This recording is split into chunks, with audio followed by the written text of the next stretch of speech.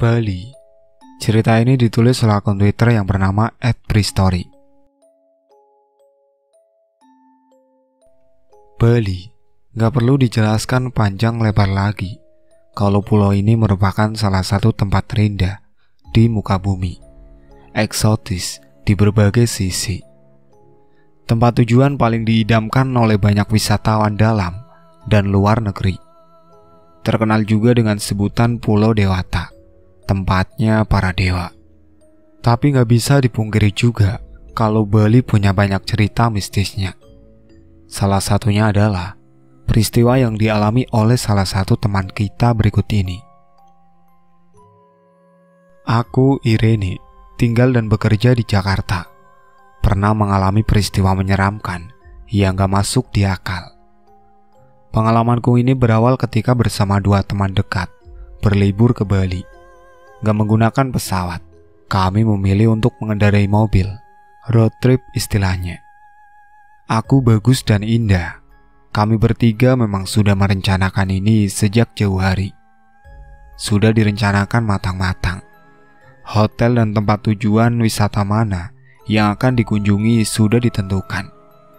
Pokoknya benar-benar excited menantikan ini semua terlaksana. Ya sudah, di bulan Juli 2017, kami berlibur ke Bali. Walaupun waktu itu bukan pertama kalinya ke Bali, tapi tetap saja kami semangat dan penuh keceriaan. Karena kedepannya akan menemui tempat wisata eksotis, pantai, gunung, dan lainnya. Perjalanan darat dari Jakarta yang memakan waktu cukup lama, gak juga membuat keceriaan luntur. Waktu itu hari Rabu, sekitar jam 12 siang, kami sudah sampai di Denpasar, di mana hotel tempat kami menginap nantinya berada. Benar-benar perasaan yang menyenangkan ketika sudah benar-benar sampai di Bali, yang sebelumnya kami hanya merindukan alamnya, budayanya, orang-orangnya, makanannya, dan semuanya. Tentu saja, sebagai wisatawan, dimanapun berada, kami akan selalu menghormati budaya dan orang-orangnya. Begitu juga Bali, yang sangat kental dengan budayanya, punya karakter kedaerahan yang sangat kuat. Kami sangat menghormatinya. Setibanya di Bali, yang kami cari pertama kali adalah makan siang. Tentu saja yang diincar adalah makanan khas setempat. Setelah makan, kami baru akan menuju hotel untuk beristirahat sejenak. Hotel tempat kami menginap ini letaknya nggak di tengah kota, tapi bukan yang di luar Denpasar juga. Sengaja nggak mencari hotel mewah berbintang. Kami sengaja menginap di tempat yang sederhana, namun masih bagus dan layak. Toh nantinya kami akan lebih banyak di luar untuk jalan-jalan daripada berada di hotel. Jadi nggak perlu bermewah-mewah. Jam 2 siang kami sampai di hotel. Persis seperti dalam bayangan, hotel ini sangat menarik.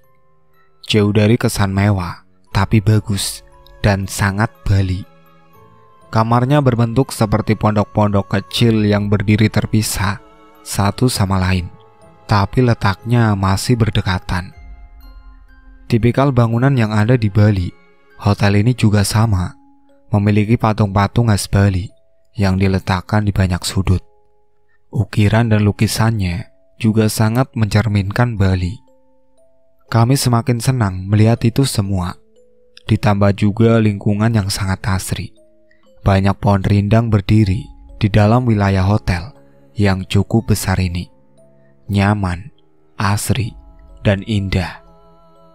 Di sisa hari pertama, kami habiskan beristirahat. Tapi pada malam harinya, keluar untuk mencari makan dan tempat hangout.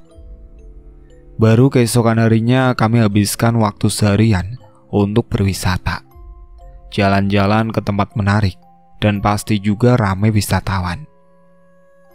Seperti sudah banyak kita tahu, kalau jalan-jalan di Bali kita akan banyak melihat semacam sesajen kecil yang diletakkan di depan toko atau bangunan lainnya.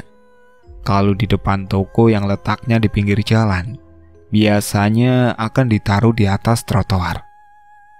Sesajen ini biasa disebut dengan canang, menggunakan wadah terbuat dari janur yang isinya biasanya adalah kembang rampe, bunga gumitir, pacak air, jepun, dan jajanan bungkus kecil.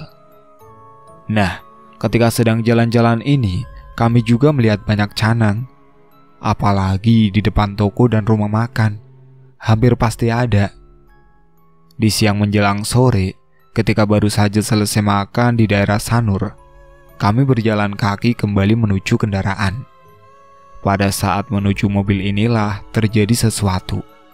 Bagus yang selalu berjalan paling belakang, secara nggak sengaja menendang canang yang berada di depan salah satu toko. Alhasil, canang itu terpental dan isinya berserakan semua. "Lo gimana sih, Gus? Berantakan tuh. Jalan lihat-lihat dong." Indah ngomel melihat itu semua. "Aku nggak sengaja, nggak kelihatan," jawab Bagus. "Buruan lo beresin." Aku ikut menimpali. "Iya ya," jawab Bagus sambil bercongkok mengumpulkan lagi isi canang, lalu membereskannya. Tapi nggak lama, bapak pemilik toko yang mungkin sejak tadi sudah melihat kelakuan Bagus keluar menghampirinya.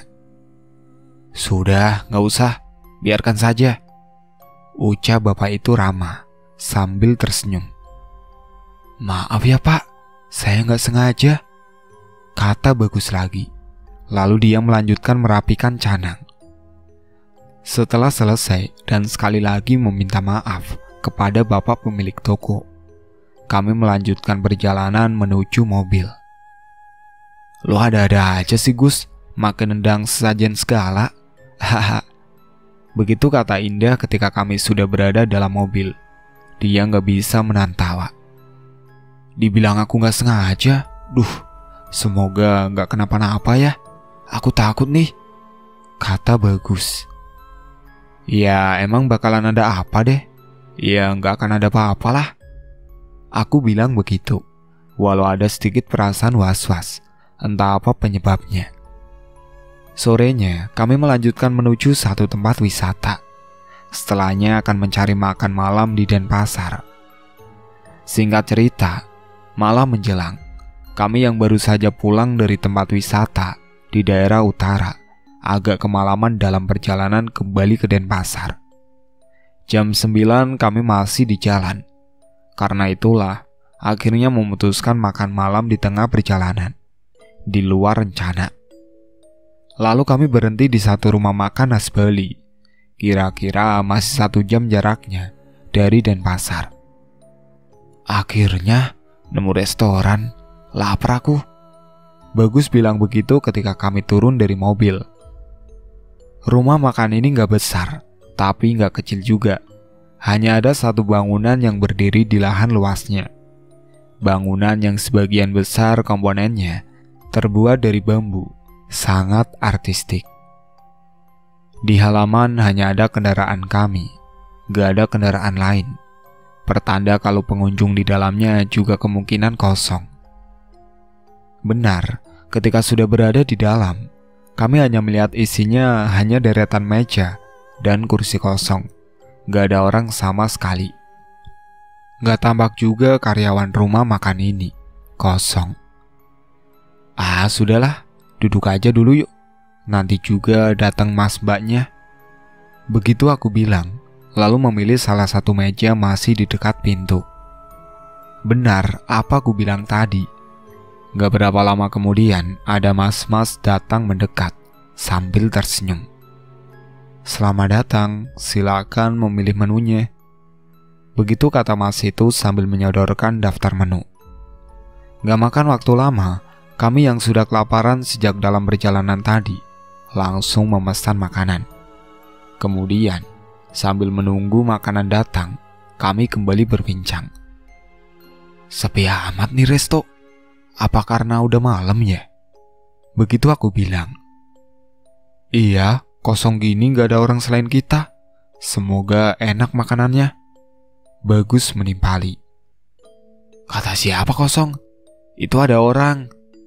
Tiba-tiba Indah bilang begitu sambil agak berbisik. Raut wajahnya menunjuk ke arah belakang tempat duduk aku dan Bagus. Tentu saja, aku dan Bagus langsung menoleh ke tempat di mana yang Indah maksud. Bener loh, ternyata ada orang lain. Ada yang sedang duduk sendirian di kursi yang letaknya nyaris di pojokan. Ada perempuan duduk seorang diri, tapi di mejanya nggak kelihatan ada piring dan gelas kotor sisa makanan. Bersih. Dia duduk diam sambil seperti sedang membaca buku, menundukkan wajah. Bahkan perempuan itu terusan panjang, berwarna putih corak. Aneh amat perempuan itu, sendirian. Makan enggak, minum enggak? Bagus berbisik pelan. Yang punya resto ini kali, begitu kata Indah. Aku enggak menimpali apa-apa. Aku malah berpikir keras, kenapa tiba-tiba perempuan itu ada di belakang?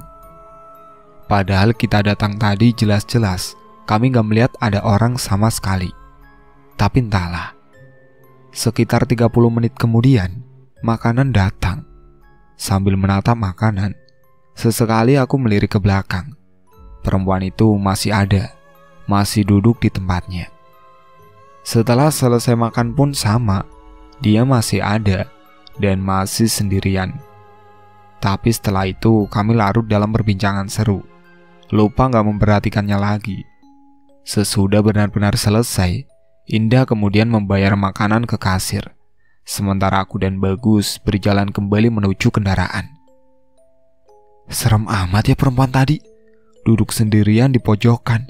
Ngapain sih? Kata Bagus ketika sudah duduk di balik kemudi. Iya, ngapain ya? Tadi aku lupa lihat lagi. Masih ada gak sih dia? Ucapku. Gak tahu, aku juga gak lihat lagi, lupa.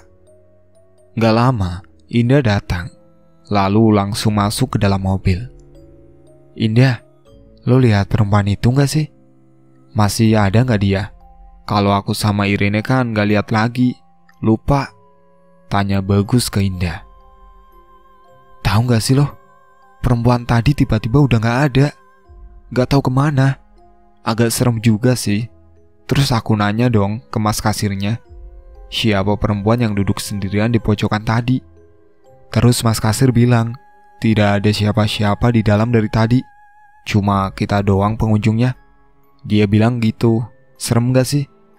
Ayo Agus, cabut ah, ngeri aku. Begitu penjelasan Indah panjang lebar. Bagus lalu cepat-cepat mengendarai mobil, meninggalkan restoran itu. Agak serem juga.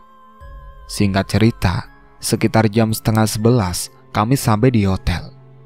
Oh iya, pondokan tempat kami menginap ini letaknya sekitar 50 meter dari pintu masuk yang letaknya dekat parkiran. Jadi harus sedikit berjalan kaki untuk mencapainya. Tapi perjalanannya menyenangkan. Kami menelusuri jalan setapak yang kanan kirinya banyak pepohonan dan lampu-lampu tembok kecil. Pokoknya indah dan gak membosankan. Kamar kami yang berbentuk pondokan letaknya dekat dengan kolam renang. Malam itu tentu saja sudah gak ada tamu yang berenang.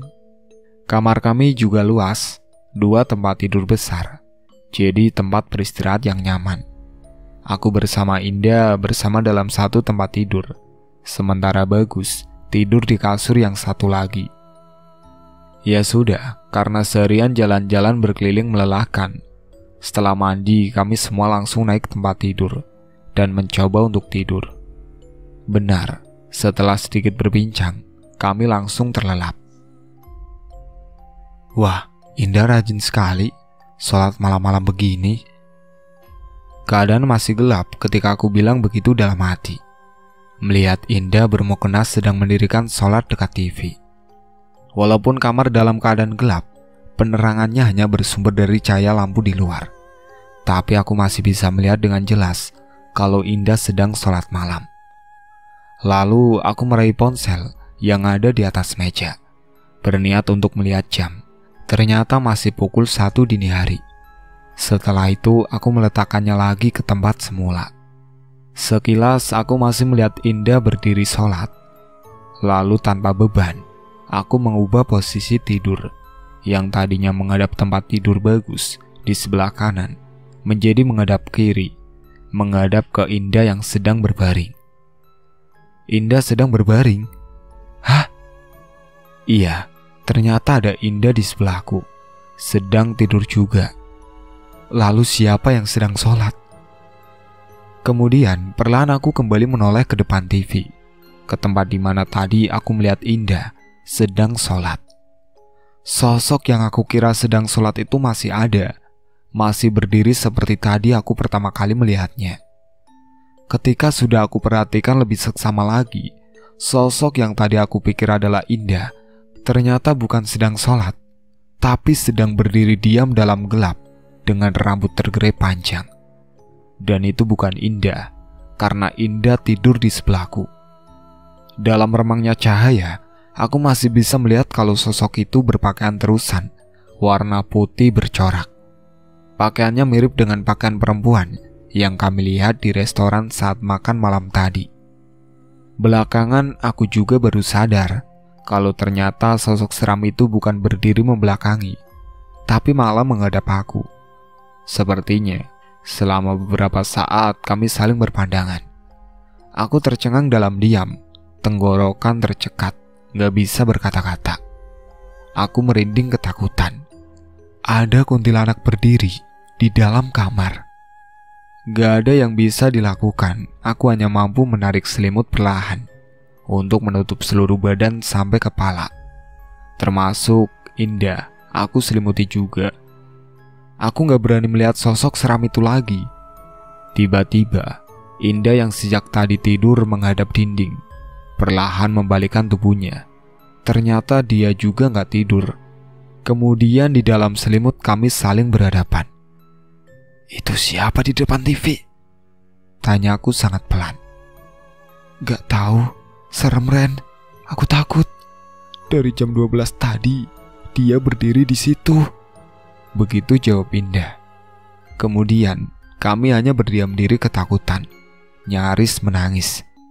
Hingga beberapa menit berikutnya terdengar tawa cekikikan. Suaranya keras. Kami yakin sosok seram itu yang tertawa. Tawa cekikan itu terdengar 2 kali. Setelah itu gak lama kemudian kami mendengar suara pintu kamar terbuka, lalu menutup lagi dengan bantingan keras. Kemudian suasana kembali hening. Gak lama setelahnya kami memberanikan diri keluar dari selimut untuk melihat situasi. Perempuan itu sudah gak ada lagi. Aku lalu lari ke pintu, lalu menguncinya, kemudian menyalakan lampu kamar. Malam itu aku dan Indah gak tidur hingga pagi menjelang. Itulah akhir kisah pengalaman di Bali. Sekian dari saya.